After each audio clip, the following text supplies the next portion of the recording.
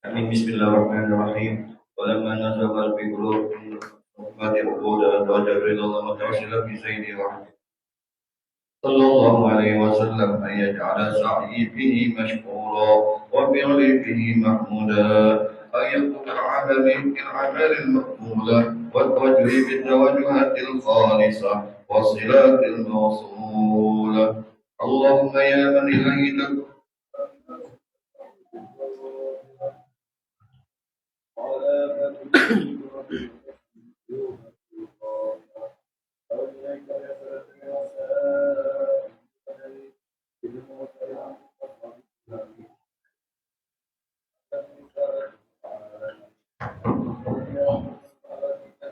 كاملة مستودع أمانتك وحافظ سرك وعامل راية دعوتك الشاملة الأب الأكبر المحبوب لك والمخطط رب الأبصر في كل موطن من مواطن القرب ومسهر عاصم إمدادك بعبادك وساتك رشيشاتك لهدي بدادك أيدي الكونين وأشرف الثقلين العبد المحبوب الخالص المخصوص منك بأجل الخصائص.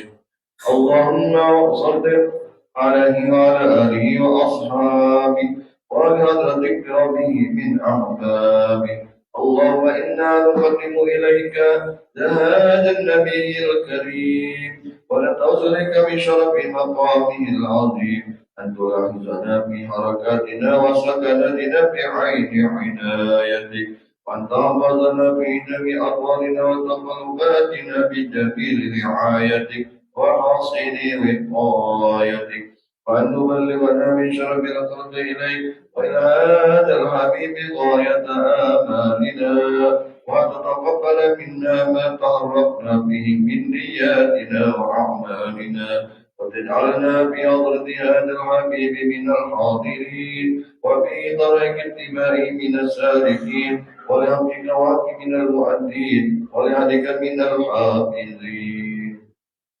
اللهم إنا لنا أطمعا في رحمتك الخاصة فلا تحرمنا ويذنون الجميلة وسيلتنا إليك فلا تخيبنا. آمنا بك وبرسولك وما جاء به من الدين وتوجهنا به إليك مستشفعين أن تقابل المذنب منا بالغفران أن تقابل المذنب منا بالغفران أن تقابل المذنب منا بالغفران والمسيء بالإحسان والسائل بما سأل آمين والمؤمن بما أمل وأن تجعلنا ممن نصر هذا الحبيب ووازره ووالد وظاهره قمنا ببركته وشرك لأولادنا ووالدينا وأهل قطرنا ووالينا وجميع المسلمين والمسلمات والمؤمنين والمؤمنات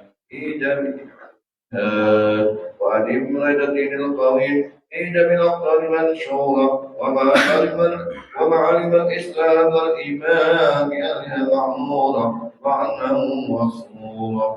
واكشف اللهم كربة المقلوبين وقضي دين المدينين واغفر للمسلمين وتقبل توبة التائبين وانشر رحمتك على عبادك المؤمنين أجمعين وفي شر المعتدين والظالمين وصد العذاب ولا الحق في جميع النواحي والأقطار وأيد بتأييد من عندك ونصر على المعاندين من المنافقين والكفار الشفاء واجعلنا يا ربي بحسن العسين من جميع البلايا واجعلنا يا ربي بحسن العسين من جميع البلايا واجعلنا يا ربي بحسن العسين من جميع البلايا وقل ارزقنا من الذنوب والخطايا وعلمنا بالعمل بالتقوى والصدق في خدمتك الطالبين وإذا توفيتنا فتوفنا مسلمين مؤمنين واغفر لنا منك بخير أجمعين وصل وسلم على هذا الحبيب المحبوب للأجسام والأرواح والقلوب وعلى آله وصحبه ومن إليه منسوب وآخر دعوانا الحمد لله رب العالمين بمن سوى ربك رب العزة عما يصفون وسلام على المرسلين والحمد لله رب العالمين.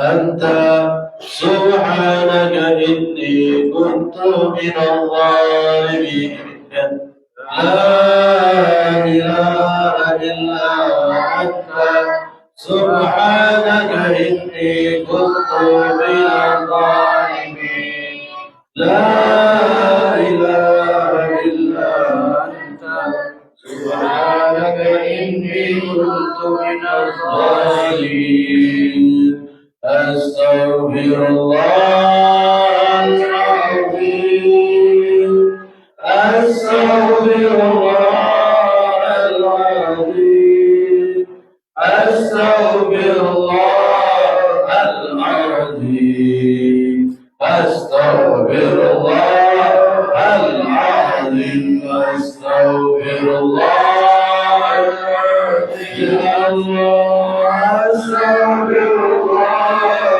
العظيم أستغفر أستغفر الله العظيم أستغفر الله العظيم أستغفر الله العظيم أستغفر الله العظيم أستغفر الله العظيم أستغفر الله العظيم أستغفر الله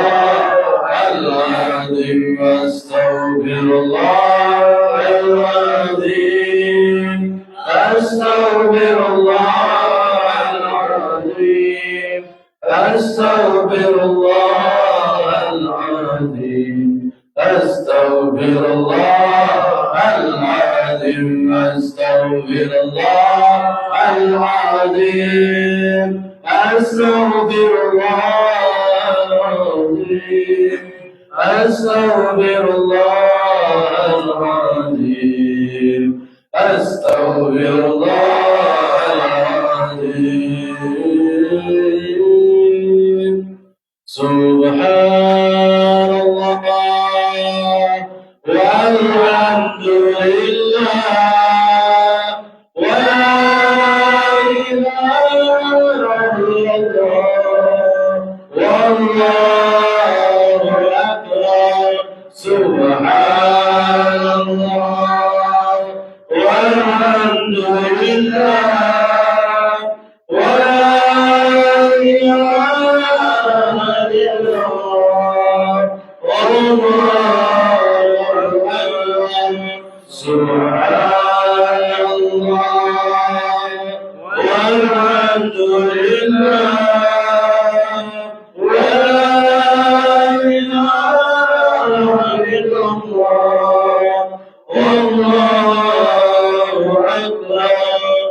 سبحان الله والحمد لله ولا إله إلا الله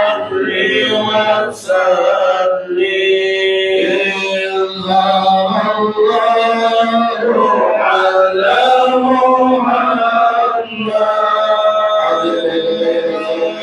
صلى الله عليه وسلم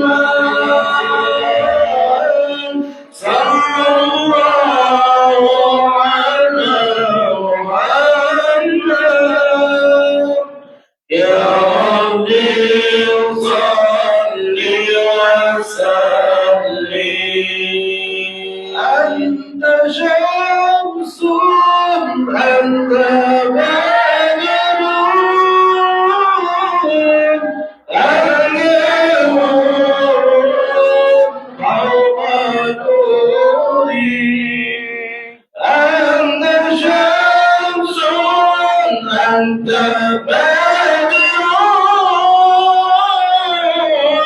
أنت نور فوق نوري أنت إكسير وغالي أنت المصباح الصدور صلى الله على محمد صلى الله عليه وسلم صلى الله على محمد يا ربي صل وسلم يا ربي صل وسلم يا الله أنت مقصودي يا الله أنت مقصودي يا الله أنت مقصودي يا الله أنت مقصودي يا الله أنت مقصودي يا الله أنت مقصودي يا الله رضاك مطلوبي يا الله رضاك مطلوبي يا الله رضاك مطلوبي يا الله رضاك مطلوبي يا الله رضاك مطلوبي يا الله رضاك مطلوبي يا الله غفرانك مرادي يا الله غفرانك مرادي يا الله غفرانك مرادي يا الله غفرانك مرادي يا الله غفرانك مرادي يا الله غفرانك مرادي يا رسول الله أنت مقصودي يا رسول الله أنت مقصودي يا رسول الله أنت مقصودي يا رسول الله أنت مقصودي يا رسول الله أنت مقصودي يا رسول الله أنت مقصودي يا رسول الله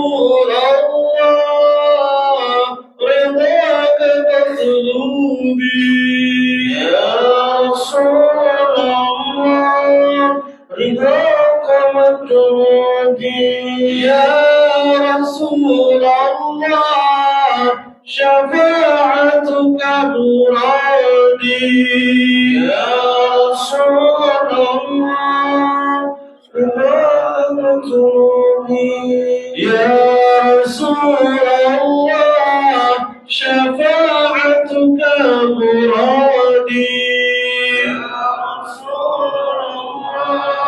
شفاعتك مرادي يا رسول الله شفاعتك مرادي يا رسول الله شفاعتك مرادي إلى حضرة النبي صلى الله عليه رسول الله صلى الله عليه وسلم وعلى آله وصحبه الكرام وخصوصا إذا روي الشيخ أحمد بن عبد الله السكندري صاحب كتاب الحكم الفاتحة.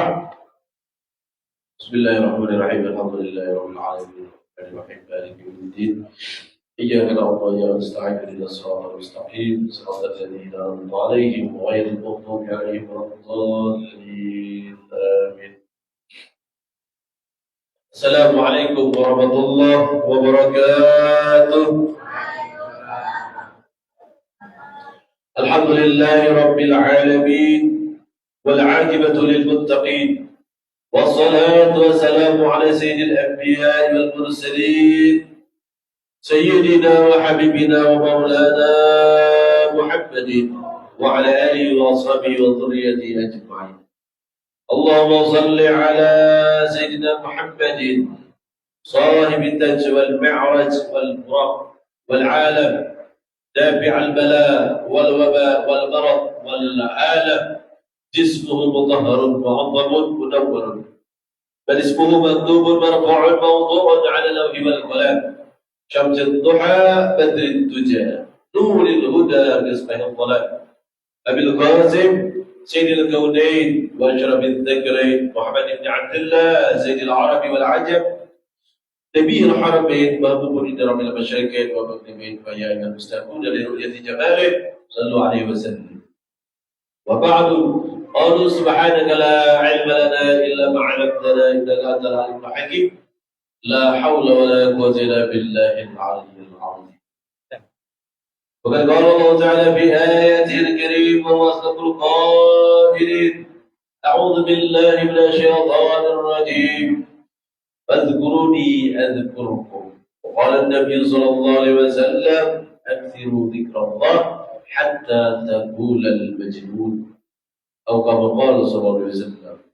صدق الله العظيم وصدق رسوله الكريم ونحن على ذلك من الشاهدين والشاكرين والحمد لله رب العالمين. Al-Mukarramun wal-Muhtaramun yang saya muliakan dan yang saya hormati para habaib dan para alim ulama, para asatiz, para tokoh-tokoh masyarakat, khusus yang kita hormati dan kita muliakan kepada Nabiullah Al-Habib Salwidan bin Yahya dan juga ada guru Fakhrul Razi, ada guru Abdul Rashid, ada guru Ahmad Didi dan ada juga Ustaz Muhammad Ali, guru Abang Abdul Rahman, Ustaz Usman dan banyak lagi guru-guru yang lainnya yang tidak bisa disebutkan satu persatu.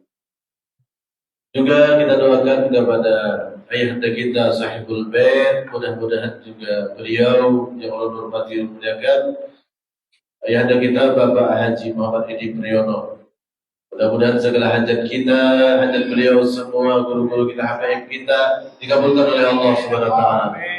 Dan berkat kita berkumpul di majlis Alamul Muhibbin ini, mudah-mudahan kita semua diangkat derajat oleh Allah, yang sakit disembuhkan oleh Allah, yang belum kabul hajat dikabulkan oleh Allah, dan mudah-mudahan kita semua yang hadir di sini mendapatkan nazrah pandangan khusus dari baginda Rasulullah sallallahu alaihi wasallam.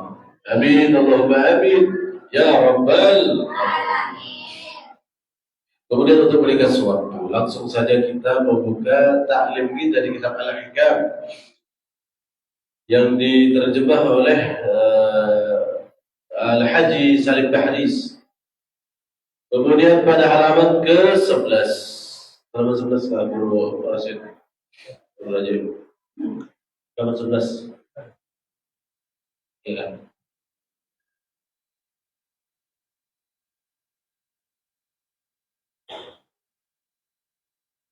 Ya, halaman 11 lah. Halaman berapa Guru Cik Jara? 14 kan? Atau 11 juga ya? Halaman 11 di bagian 7 itu kan? Hikmah ke-7. La yusyakikannaka. Itulah. Oh iya. Bismillahirrahmanirrahim. فقال المؤلف رحمه الله تعالى ونفعنا به وببركة علومه في الدارين الدنيا والآخرة آمين رب العالمين. لا يشككنك بالوعد عدم وقوع الموعود وإن تعين زمانه لئلا يكون ذلك قدحا في بصيرتك وإخمادا للنور سريرتك. Artinya, dalam hikmah yang ketujuh daripada Al-Imam Ibn Athaillah As-Sakandari, la yushakkikannaka fil wa'di. Artinya, jangan sampai meragukan kamu terhadap janji Allah karena tidak terlaksana apa yang telah dijanjikan itu, meskipun telah tertentu atau tiba masanya, supaya tidak menyalahi pandangan mata hatimu atau memadamkan nur cahaya batinmu atau sir. Pada kalimat ini, Al-Imam Ibn Athaillah menyuruh kepada kita agar tidak meragukan apa yang telah dijanjikan oleh Allah, yakni ud'uni astajib lakum. Berdoalah kalian kepadaku, niscaya akan aku kabulkan hajat kalian. Jangan pernah meragukan janji Allah, astajib lakum. Wa idza sa'alaka ibadi anni fa inni qarib ujibu da'watad da'i idza da'an. Ujibu, aku yang akan memperkenankan, kata Allah. Aku yang akan mengabulkan. Jadi kita jangan pernah meragukan apa yang difirmankan oleh Allah. Janji Allah untuk mengabulkan permohonan kita. Selanjutnya, karena tidak terlaksananya apa yang telah dijanjikan itu, karena bukan tidak terlaksana, belum terwujud, belum tercapai. Setiap doa kita itu sudah diterima oleh Allah, cuma masa menyampaikan kepada kita hajatan itu kapan waktunya itu terserah Allah Subhanahu wa taala. Sebagaimana doanya Nabi Musa dan Nabi Harun, 40 tahun baru terkabul. Dan itu mereka tidak pernah putus asa. 40 tahun mereka berdoa, ya Allah ya Rabb, ahliki Fir'aun wa junudih. Birasakanlah Fir'aun dan para pasukannya tidak terkabul. Selama 40 tahun barulah terkabul. Terkabulnya doa Nabi Musa dan Nabi Harun, tragedi tenggelamnya di Laut Merah. Nah, jadi bagi kita yang baru setahun 2 tahun belum terlihat jelas tanda-tanda kabulnya, doa jangan pernah berputus asa. Terlebih lagi doanya Nabi Musa, kata Ustaz Ali kemarin, berapa tahun Ustaz Ali? 4.000 tahun baru diijabah oleh Allah Subhanahu wa taala, ingin liqah dengan Rasulullah di ketika Mi'raj. Dari hidup sampai meninggal baru dikabulkan oleh Allah. Berjumpanya Nabi Musa dengan Nabi Muhammad, terkabulnya doa beliau di ketika Mi'rajnya Sayyidul Wujud. 4.000 tahun masih apa? Kalau Nabi Musa dan Nabi Harun 40 tahun aja ya.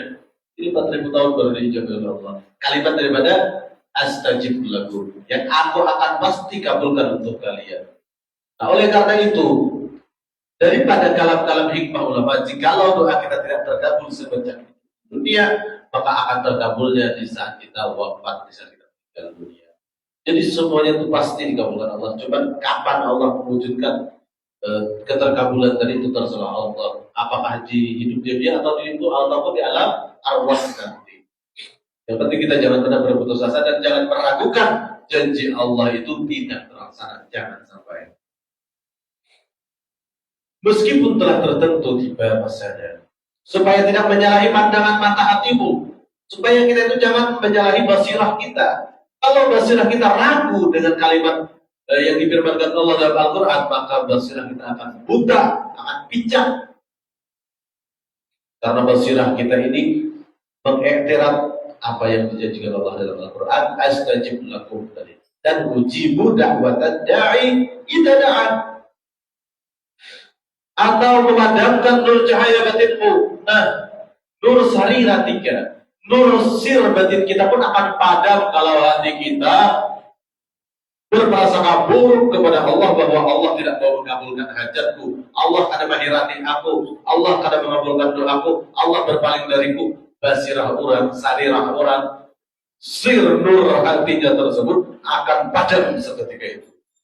Maka jangan sampai kalau pada imam itu ada di hikam ini, di saat kita memohon berdoa kepada Allah, jangan ada prasangka bahwa Allah itu tidak menerima doa kita. Yakinlah bahwa saja Allah menerima dan mengijabah doa kita.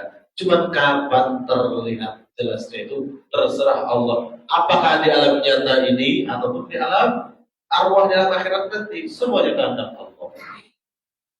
Kita sambung di kalimat berikutnya. Manusia sebagai hamba tidak mengetahui bilakah Allah akan menurunkan kiranya rahmatnya. Nah, kita selaku manusia tidak tahu kapankah Allah menurunkan bentuk rahmatnya kepada kita. Kita hanya mampu memohon kepada Allah. Tidak bisa kita memaksakan kehendak kita kepada Allah. Kalau kita memaksakan kehendak kita kepada Allah, itu namanya pada pembicaraan yang terdahulu adalah nafsu yang tersamar itu. Nafsu khafiyah, nafsu yang tersamar. Coba kehendak nafsunya dia cepat-cepat terkabul diijabah. Dia merasa cuma dia satu-satunya hamba Allah di dunia. Makanya di sini Imam Ibn Adillah mengatakan manusia sebagai hamba tidak mengetahui bilangkah, artinya kapankah akan menurunkan karunia rahmatnya Allah. Itu terserah Allah. Sehingga manusia jika melihat tanda-tandanya, ia menduga atau mengira mungkin telah tiba saatnya. Padahal bagi Allah belum memenuhi semua syarat yang dikehendakinya. Maka bila tidak terjadi apa yang telah dikira-kira itu, hendaklah tiada ragu terhadap kebenaran janji Allah. Jadi semuanya itu terwujudnya rahmat Allah itu sesuai dengan syaratnya, yakni sudah memenuhi syarat yang dikehendaki Allah. Kalau belum terpenuhi syarat-syarat yang dikehendaki Allah, maka doa kita pun tidak akan langsung ditampakkan oleh Allah Ta'ala ijabahnya, terkabulnya. Kalau kita tiba-tiba dengan terkabulnya itu pun juga kadang bisa berupa istidraj, lanjuran dari Allah, karena Allah merasa bising mendengar daripada doa-doa mulutnya itu tadi. Bisa diijabah cuman di bentuknya istidraj, lanjuran, akhirnya tidak berkah. Berbeda dengan orang yang hanya berserah diri kepada Allah, menunggu kapankah Allah mengabulkan, menurunkan daripada rahmatnya berupa ijabah doa tadi. Semuanya itu adalah terjadi kebenaran janji Allah itu sesuai dengan semua syarat yang dikehendaki Allah.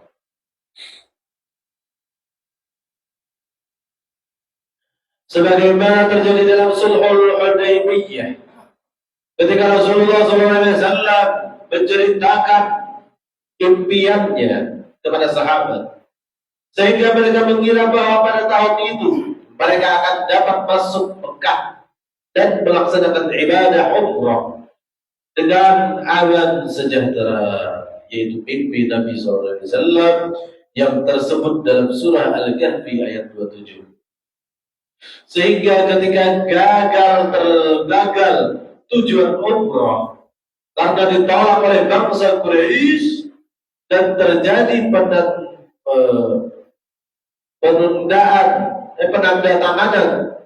penandatanganan perjanjian Sulhul Hudaybiyah yang oleh Umar dan sahabat-sahabat lainnya dianggap sangat mengecewakan. Maka ketika Umar radhiyallahu anhu mengajukan beberapa pertanyaan, dijawab oleh Nabi SAW, aku hamba Allah dan utusannya, dan Allah tidak akan mengabaikan aku. Firman Allah dalam Al-Quran ketika itu turun ayat asbabun nuzul ayat ini turun. Firman Allah, hatta yaqular rasul walladzina amanu ma'ahu mata nasrullah ala inna nasrallahi qarib. Surah Al-Baqarah ayat 214. Ya kan itu barisnya. Dan menghadapi ujian dari Allah. Sehingga Rasulullah dan para sahabat yang dipercaya kepadanya sama-sama berkata, bilakah tibanya bantuan atau pertolongan Allah, ingatlah, sesungguhnya bantuan pertolongan Allah telah hampir tiba, amat dekat. Disitulah asbabun nuzulnya. Jadi perang terjadinya Sulhul Hudaybiyah itu seolah-olah impian Rasulullah, alamat yang dimimpikan oleh Allah kepada Rasulullah pergi ke kota Mekah dengan keadaan abad, ternyata dihadang oleh Quraisy, gagal terwujudnya ibadah umrah pada waktu itu. Maka diprotes oleh Sayyidina Umar dan sahabat lainnya, karena dalam kain ini maka ada terwujud, ada terijabah apa yang diharapkan kita. Ujar Rasulullah, aku hamba Allah dan utusannya, aku Tuhan. Walaupun secara gambaran, secara alamat, secara mimpi, umrah di tahun itu aman dan tentram, mesti dapat mimpi, dapat alamat apakah nyaman beribadah umrah, tapi faktanya di alam nyata dihadang oleh Ikrimah anak Abu Jahal, dihadang oleh kafir Quraisy, memerangi daripada orang-orang mukminin dan menghalangi untuk beribadah umrah ke negeri Mekah. Lalu terjadilah penandatanganan Sulh Hudaybiyah, perdamaian Hudaybiyah. Lalu akhirnya turun ayat Inna nasrallahi qarib. Sesungguhnya pertolongan Allah itu sangat dekat. Jadi Rasulullah aja pun kayak itu, apalagi kita. Keinginan tadi bukan tercapai, itulah jangan sampai protes dengan Allah Taala.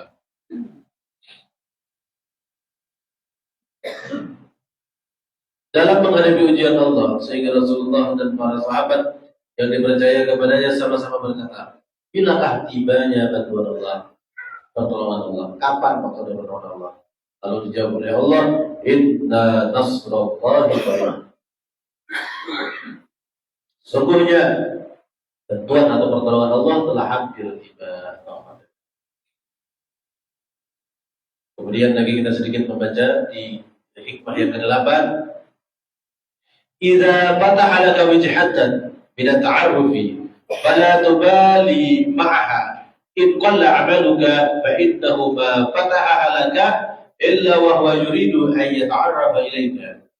ألم تعلم أن التعرف هو مورده عليك والأعمال أنت مهديها إليه وأينما تهديه إليه مما هو مورده عليك.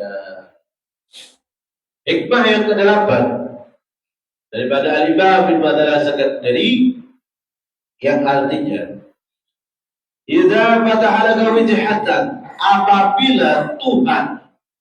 apabila Allah Subhanahu wa taala membukakan bagimu, membukakan kepadamu suatu jalan untuk ma'rifat, mengenal kepadanya, maka jangan menghiraukan soal amalmu yang masih sedikit. Sebab Tuhan tidak membukakan bagimu, melainkan Dia akan memperkenalkan dirimu kepadamu. Memperkenalkan diri kepadamu.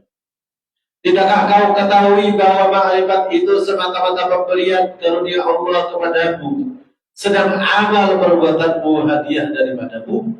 Maka di manakah letak perbandingannya antara hadiahmu dengan pemberian karunia Allah kepadamu? Jadi di sini dikatakan oleh Allah, kita selaku hamba Allah Walaupun amal kita qalla wa in qalla amaluna, sekalipun sedikit amal kita, tetapi Allah bukakan mata hati kita untuk mengenalnya, makrifat kepada Allah, jangan hiraukan kita dari situ. Walaupun istilah sedikit amal. Karena apa? Amal yang kita persembahkan untuk Allah itu dibandingkan dengan pemberian Allah kepada kita, dibukakan Allah mata hati kita untuk mengenal Allah, lebih utama pemberian Allah kepada kita ketimbang persembahan kita kepada Allah.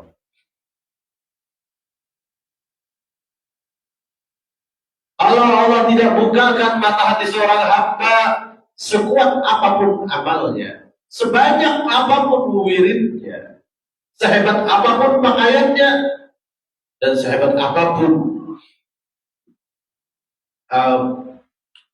sholatnya, ibadahnya, kalau Allah tidak bukakan kepada mata hati hamba tersebut, maka hamba tersebut terhalang untuk ma'rifatullah, terhalang untuk mengenal Allah.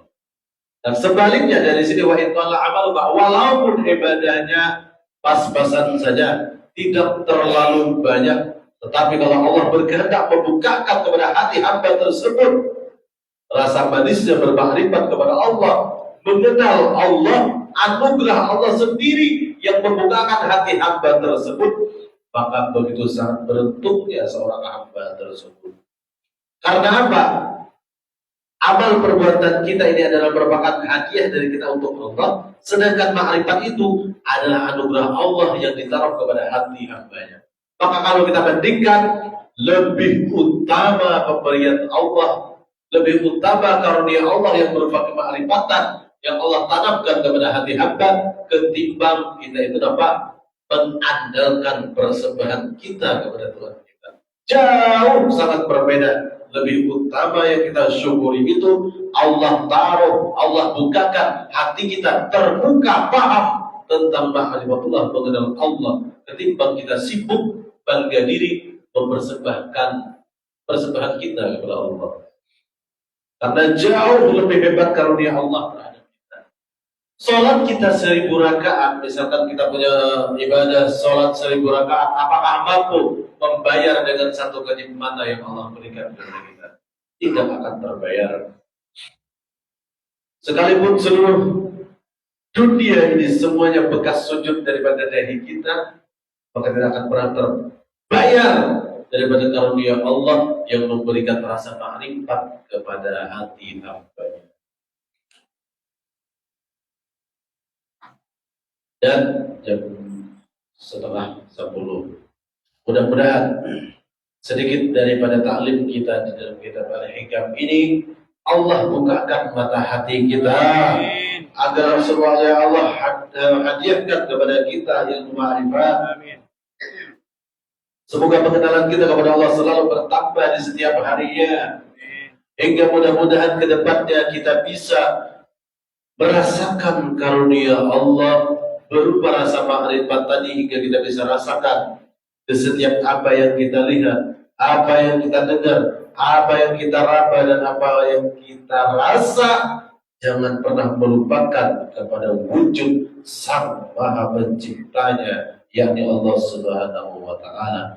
Mudah-mudahan sedikit daripada ta'lim kita di kitab Al-Hikam, kita bisa mengambil hikmah hingga kita bisa diangkat oleh Allah derajatnya di sisi Allah, diakui Allah sebagai hamba yang sebenar-benar hamba yang diakui Allah. Fadkhuli fi ibadi, masuklah dalam golongan hambaku, wadkhuli jannati, dan masuklah ke dalam surgaku. Amin ya rabbal alamin. Mudah-mudahan nanti kita diberikan oleh Allah umur yang panjang, sehat badan, hingga kita berjumpa lagi di minggu yang akan datang. Dan mudah-mudahan Allah bukakan futuhal arifin kepada kita, dibukakan pintu-pintu kemarifatan oleh Allah dengan karunia dan kuasa Allah kepada kita yang hadir di sini, khususnya dengan berkah Imam Ibnu Athaillah Sakandari. Al-Fatihah. Alhamdulillahirabbil alamin arrahmanir rahim maliki yaumiddin iyyaka na'budu wa iyyaka nasta'in ihdinas siratal mustaqim صراط الذين أنعمت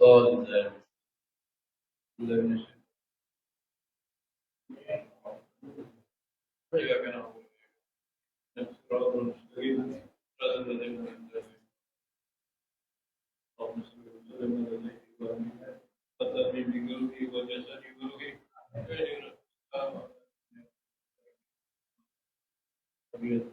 اللهم في بركته في جهران وبدنا اللهم في بركة جسدي اللهم في بركة حياتي اللهم في بركة عمري اللهم في بركة عقلي اللهم في بركة لساني اللهم في بركة قلبي اللهم في روحي اللهم في بركة نوري اللهم في بركة أمتي اللهم في بركة رزقي حلالا طيبا أسأل الله ربنا آتنا في الدنيا حسنة وفي الآخرة حسنة وصلى الله على سيدنا محمد تقبل الله منكم يا كريم.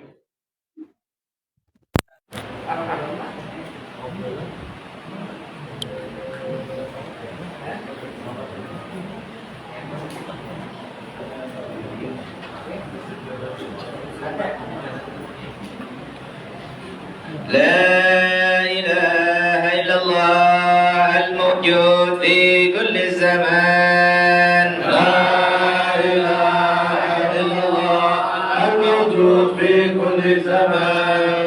لا إله إلا الله المعبود في كل مكان. لا إله إلا الله المعبود في كل مكان. لا إله إلا الله المذكور بكل لسان. لا إله إلا الله المذكور في كل لسان. لا إله إلا الله المعروف بالإحسان. لا إله إلا الله المعروف بالإحسان. لا إله إلا الله كل يوم هو في شان. لا إله إلا الله كل يوم هو في شان. لا إله إلا الله الأمان الأمان.